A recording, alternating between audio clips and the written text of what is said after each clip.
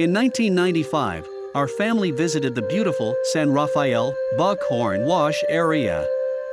During our camping trip, we visited one of the most famous sites, the Buckhorn Wash Pictograph Panel.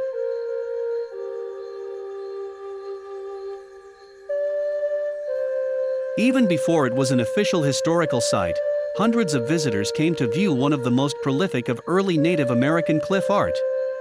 The site includes both painted pictographs and packed petroglyph prehistoric images.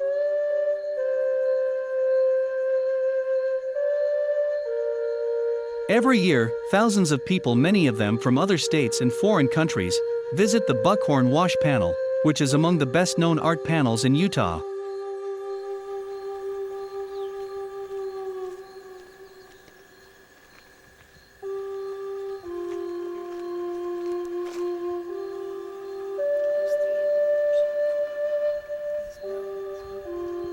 We were lucky to witness Constance Silvers, an art conservator, volunteering with her time during 2 summers, tediously restoring the prehistoric art.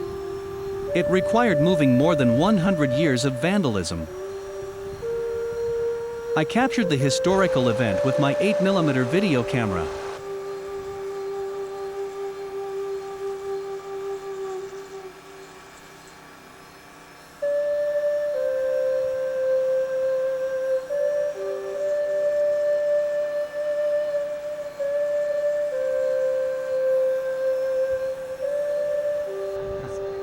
It's a wonderful thing that you're doing. Well, yeah, I mean,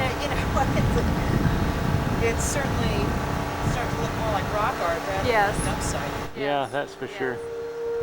Especially something as big as this is. Constance painstakingly removed graffiti, inch by inch, in over 200 feet of sandstone cliff face.